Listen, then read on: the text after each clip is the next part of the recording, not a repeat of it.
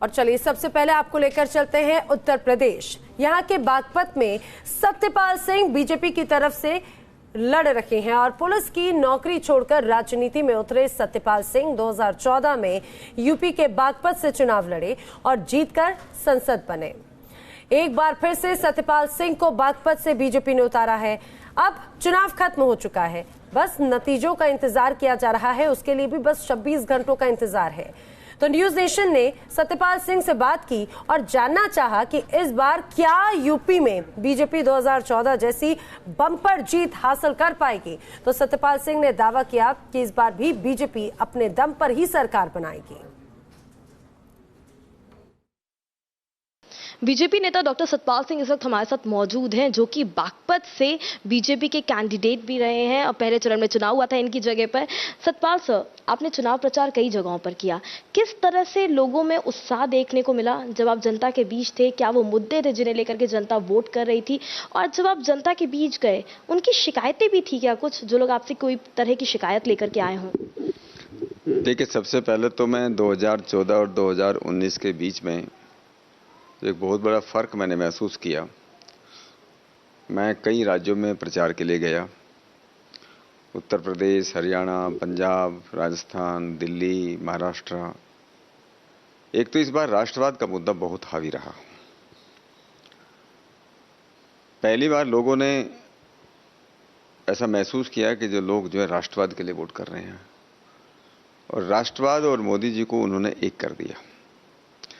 तो मोदी जी के नाम पर बहुत वोट इस बार बढ़े हैं। कुछ लोग ये कहते हैं कि पिछली बार जो है 2014 में अगर मोदी वेव थी तो इस बार दिखाई नहीं दी थी, लेकिन आप लोग भी देख गए होंगे, लेकिन लोग जो है मोदी जी के नाम पर वोट दे रहे हैं। कई जगह तो ऐसा लगता था कि जैसे मोदी के नाम पर सुनामी, जिसको मोदी सुनामी, ऐसे चल रहा है। ये लोगों को मालूम चला कि 23 तारीख को। देखिए, शिकायत तो कई जगह होती हैं। शिकायत इतनी पार्टी से नहीं जितने कई जगह कैंडिडेट के उसमें शिकायत आती है, और शिकायत को बाहर के लोग नहीं करते, शिकायत अपने ही लोग कई बार कर बैठते हैं।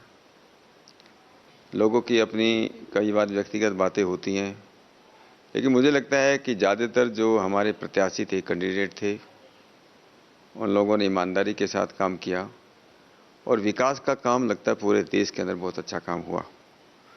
लोग अगर कैंडिडेट से नाराज भी थे तो लोग जो है कि हम मोदी जी को वोट देंगे, ये बात जनरली सभी जगह नजर आई है।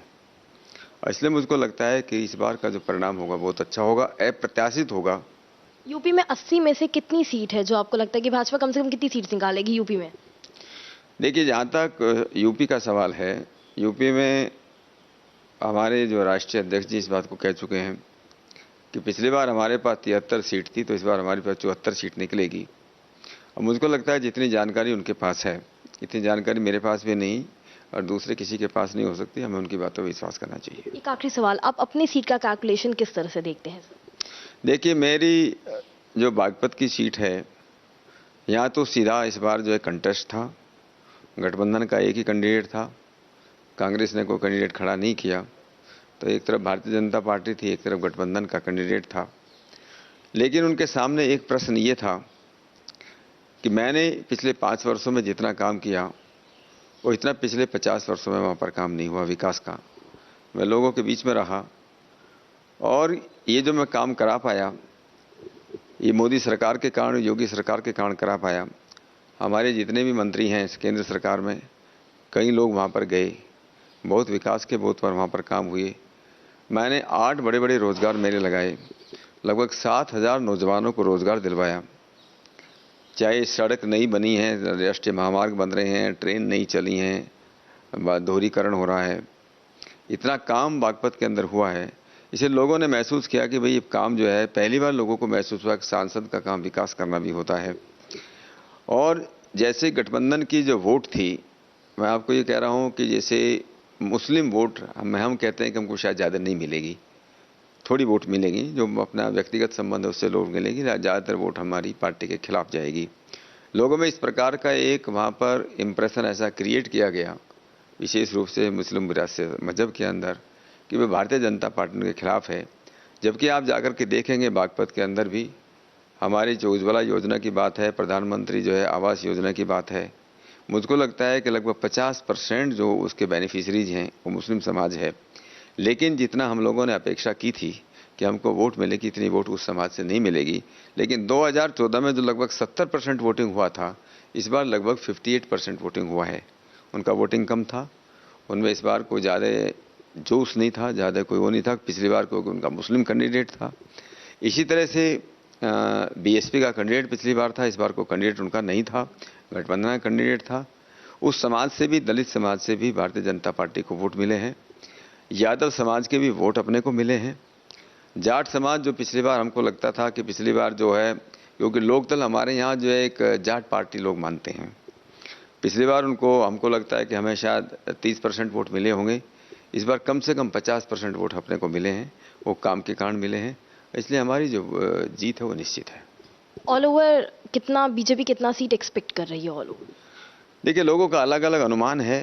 सर अपना अनुमान बताइए सर। मेरा अनुमान ये है कि नंबर तो मैं नहीं बता पाऊंगा, कुछ 200, 200 पार, 250 कितना बीजेपी? मुझे लगता है कि भारतीय जनता पार्टी अपने बलबूते पर सरकार बनाएगी, इतना मुझे विश्वास है। अलायंस नहीं करना पड़ेगा ऐसा लगता है? मुझको नहीं, अलायंस गवर्नमेंट बनाने के लिए, सरकार बनाने के लिए हमको अलायंस की जरूरत नहीं है। लेकिन एनडीए के हमारे जो पार्टनर हैं, वे लोग हमारे साथ आएंगे, हमारे साथ वो खड़े हैं, तो निश्चित रूप से सरकार में भागीदार होंगे। तो जो रिजल्ट्स होंगे, फाइनल रिजल्ट्स 23 मई को पता चलेंगे। लेकिन अपनी खुद की सीट को लेकर के काफी कॉन्फिडेंट है डॉक्टर सतपाल सिंह। साफ तौर पे कहना है कि वोटिंग परसेंटेज भी बढ़ा है और जिस भी वर्ग के लोग की बात करें, सभी ने बढ़ चढ़ के बीजेपी को वोट दिया है। दिल्ली से वीडियो जर्नलिस्ट सुमित कुमार के साथ हर्षा चंदवानी, न्यूज नेशन।